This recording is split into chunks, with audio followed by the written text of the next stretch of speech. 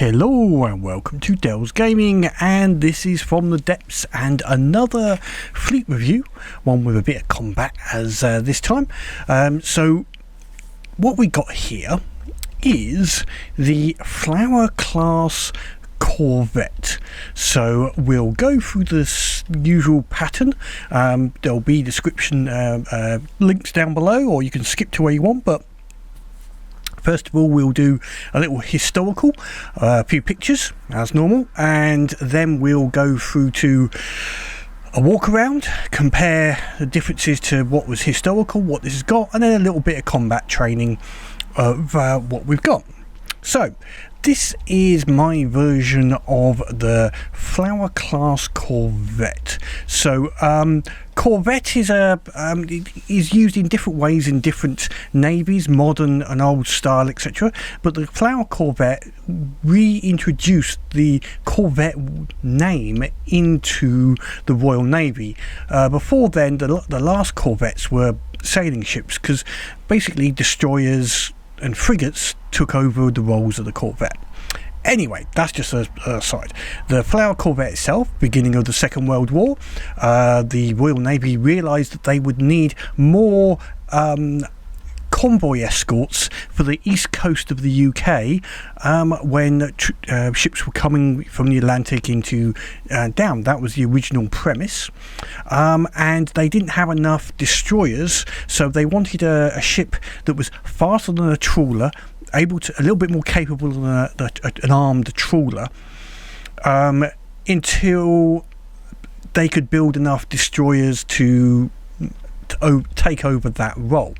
So this is my view of the Flower Corvette. The plans I've got are very similar. The plans I've taken is a mixture of multiple different ones, but the basic look, I think, and shape is akin to the pictures I've got. So some history. There was about 290 of this class built in two different types. The most prominent one was the first, and then there was a modified one with a few differences that had another 70 or so made. They were made in the UK, Canada, and then they were operated by Free French Navy, India, South Africa, Dutch Navy, Norwegian, US Navy and the Coast Guard. They were I think classed as the action gunboat or something over there. Anyway, the basic design came from a whaler. So they were based upon a commercial design with a triple expansion engine. So they didn't go too fast. About 16 knots or so was their designed speed, which was fast enough to keep up and catch up with the standard convoy speeds, which is around 8 knots or so. This also meant that these ships could be built in normal shipbuilding yards, and they didn't need a specialist military naval yard. Also, with the triple expansion engine, rather than using turbines, it didn't need any of the military or Royal Navy personnel to look after a turbine. They could use people who were quite happily conversant with using triple expansion steam engines, which were people in the reserve, trawler engineers, etc. Its main role when it started was to be a minesweeper and escort against subs, and it had very limited anti-aircraft ability. It was going to be staying generally on the east coast of the UK, so it wasn't intended to go into the Atlantic. But after it was found to be such a long distance, have a good long range, good seakeeping capabilities, rolled around a bit, but it had good seakeeping capabilities in general, it was put into general convoy duty.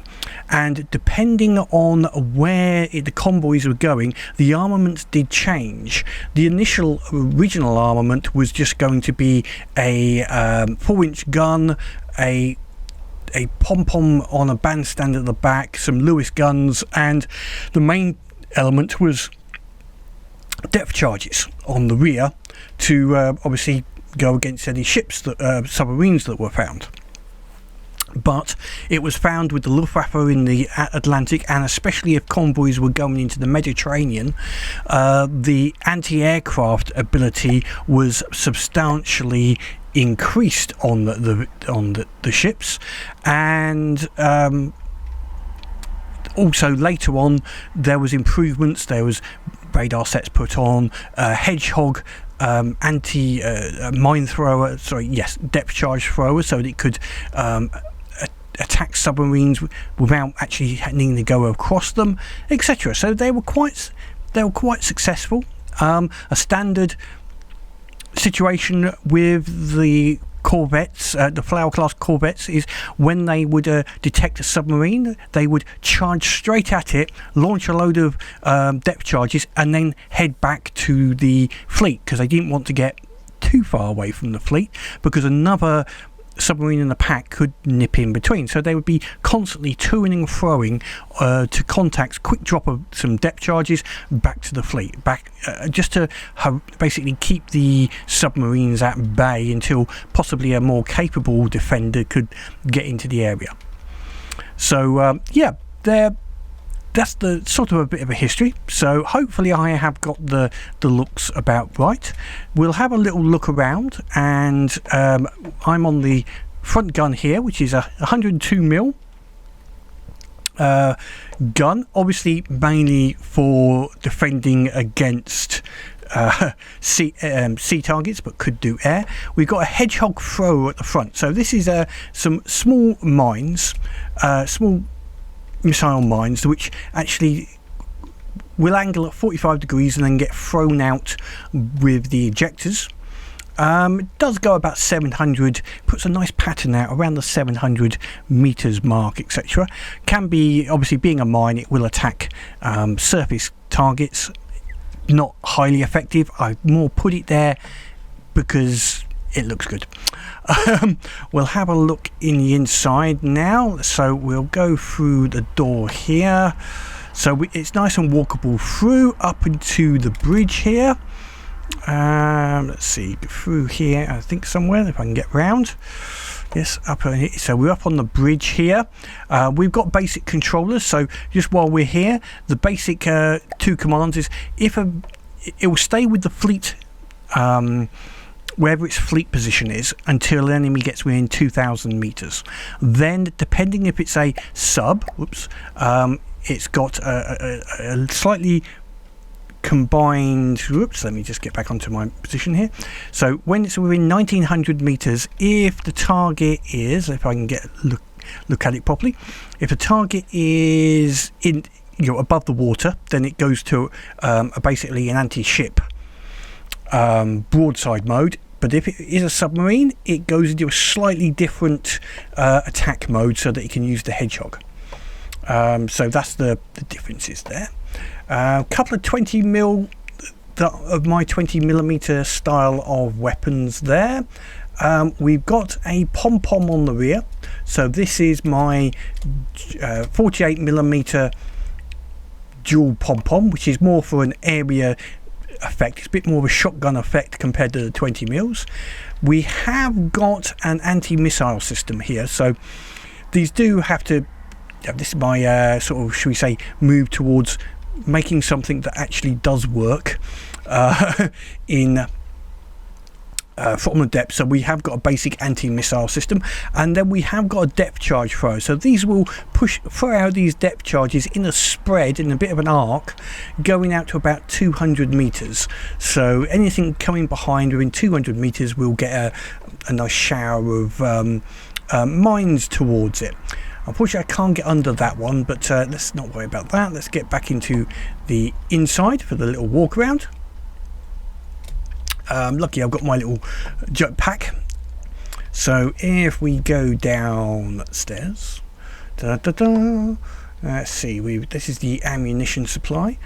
We have got a teleporter pad there, so we can teleport to other ships. And then we're down, first of all, into the boiler room. So this is the main boiler room with a couple of ACBs to control the amount of materials burnt for the boiler, depending if there's enemy around. Then we have the AI room. Can't go any further forward than that. Basically forward of this you have got just basically the underneath of the guns, and an ammo room basically. Come on, close, there we go. If we go forward, still got my UI on, let's see, we have the expansion engine. So we've got this is a 4-part interconnected steam engine, giving the power and also providing the rear all the way to the rear. And I've blocked out the door to the rear. That is basically in the rear, though. Basically there is very little. This is we call this the hold. Don't really need to go into the rear. That's just got basically the bottom of the mine system. So yeah, effectively that is the rear of the thing, and we've got just basically the gearbox in there. And we have got one other bit in there is we do have an anti-torpedo system. There's some interceptors for torpedoes, so it can defend the area against any detected torpedoes. Right, let's get back up onto the bridge. So we just follow our way back up here. Oh, come on, there we go. And around the front here, then I'll put myself, let's go in there and we'll just come off. So other details about the ship, let's just bring up the menu here. So 40k of materials. I need to take a shot of that, so let me just take a screenshot of that. We need that for the put up onto the workshop. 12 meters a second, 11 to 12 meters a second cruise speed, which is fast enough just to keep up with the freighters, and in full speed it will go up to about 16 meters a second. Whilst we're on here, total firepower 27.8, nothing brilliant. Armor 12.8. yes, this doesn't have armor, it is just reinforced wood, basically with it has got a slight air brake and some more wood before the inside, but basically it's not designed to really defend itself, to take a lot of damage. What other items are let's bring up this here. Holds 22,000 materials, which is about 50% of its size, a little over 50%, but close enough for government work. Yeah, so that's my Flower Corvette, and a little bit of a rundown. As I said, it has got anti-missile just on the rear, and also anti-torpedo underneath at the back. Not many, just enough just to defend. Oh, it's got some at the front as well. Okay, so there's enough just to defend ourselves against any torpedoes that come in and any reasonable sized missiles. So let's give this a combat test. Now it's in a fleet with the miner, and the miner will run away straight away. So what we'll do is we'll bring in an enemy to the side of us, and what we're going to do is first of all do an anti-air test. So items that would be coming in, so we've got a Shrike, a couple of dusters. Yeah, we'll go with that just as a basic starting point as to what could be coming against us in an adventure mode. So if we spawn those in, so the main gun will start having an attack. You can see the miner is already deciding I've had enough, I'm moving away, and our Corvette should eventually turn to follow it. The guns therefore will be used as to take out anything that gets close. Now once they do get within about the 2,000, so oops, we've got there's the pom-pom having a go. and they are within 2,000 meters, so it will go into broadside mode now and try and get into a position where all of the guns can fire. There's the 20mm. And as I say, that 20mm does quite well. Yes, it's not highly effective, but against things like the Shrike, etc., it actually drills through and takes out parts quite nicely, I find.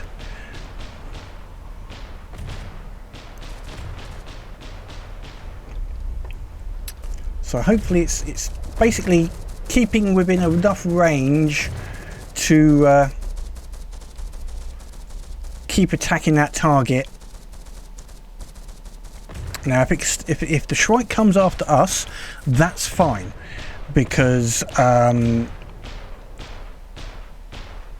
it's not going after the fleet. If it started going after the fleet, then we would start trying to attack, you know, catch up with them.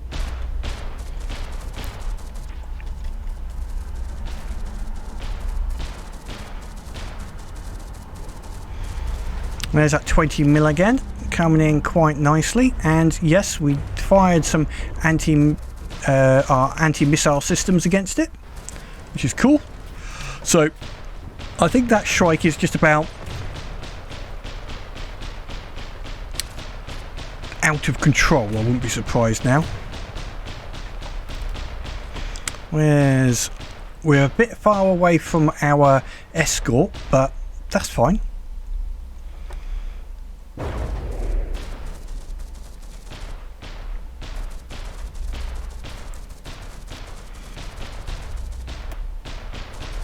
Against a larger target, I think the 4-inch gun will be a little bit more effective, but yeah, it's done its job. It's protected the fleet, which is the merchant fleet, which is the important bit. There isn't any way, except for losing lure, of me saying, okay, I've gone further than X distance away from my flagship, head back, you know, turn back to fleet mode. I think you can possibly do it with a what's the right word, a breadboard, but currently there isn't an ideal way of doing it. So that's the Shrike taken care of. Now what should happen is we go back into fleet mode, because the Duster was taken out. Let's just let it all reset itself back into a fleet mode. Then we'll try, back with the miner, and then we'll try the same again, but this time against some sea targets that we'd potentially be up against. So we're once again back with our miner, protecting the fleet. So let's bring in some different ships this time. I'm just thinking maybe we could bring, we're bringing some ships. I was thinking of another flying troop. So it's got to be something that will catch up with us, because one problem is that it'll run away. So if we give it something like a Kalmar, could be an interesting ship. That might be a bit too much, but what else is quite fast?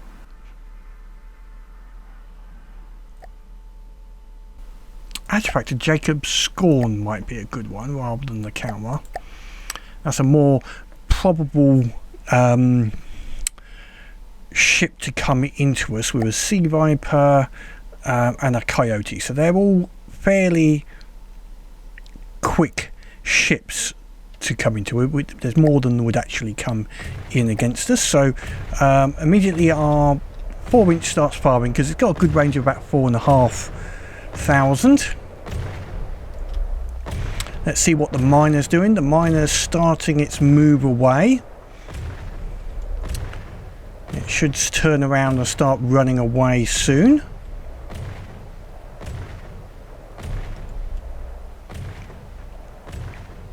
And the Flowers turning to keep with the miner, or should do.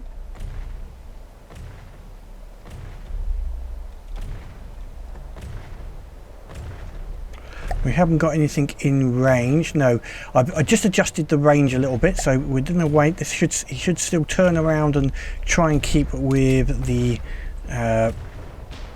merchantman for the moment. Someone's in 2000. That's the 48mm cutting in.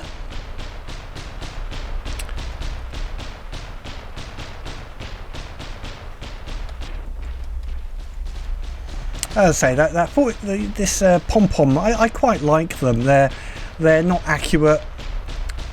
They just spread a whole load of hollow point HE towards towards the enemy, which is quite interesting.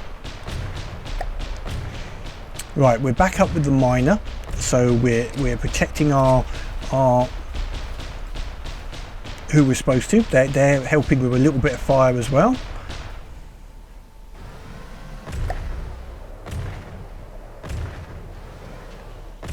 I think we are now going into broadside mode because they're within our range, so we're turning around and we'll head straight towards the primary target, which is the Scorn. I assume it's going to be the Scorn. Yeah, it's going to be the Scorn we're heading for. And let's see how we do against it. So I can't remember what this Scorn is armed like. It's basically a bit of a rammer from memory. Yeah, he's a bit of a paddle rammer. But yeah, see, these guns are there. A lot of that's the 20mm and the 40 but certainly against the wood, it does enough damage to make them have problems, let's put it that way.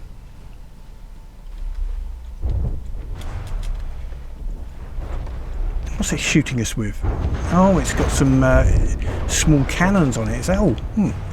Okay. Well, yeah, we seem to be making our way through there. It certainly slowed him up, and the primary important thing is we stop him getting to our miner, our fleet. That's the important part.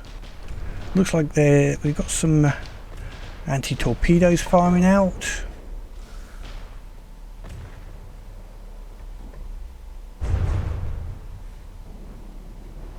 Oh, from over there, there's the other two are firing missiles at us.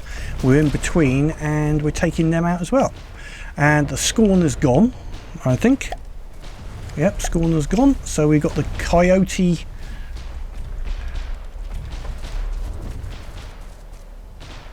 So it's protected the fleet. So it's doing its job. Yeah, we're taking a few hits. But the miner's got away, which is the important bit. And this is capable of holding its own against any of the smaller starter ships, which is what we're intended. It's 40k. It's not. It is an escort ship, so if we have the fair meals on attack, they would have softened them up anyway, and this on defence. Oops, I'm going a little bit too far. Yeah, the firepower is not great for the cost, but for a historical ship, I'm happy with it. There's another one gone, and I'm sure we'll be heading towards things. We haven't got any subs to use the depth charges with, but if something does get close to the back of this, it would be nice to see those depth charges go off.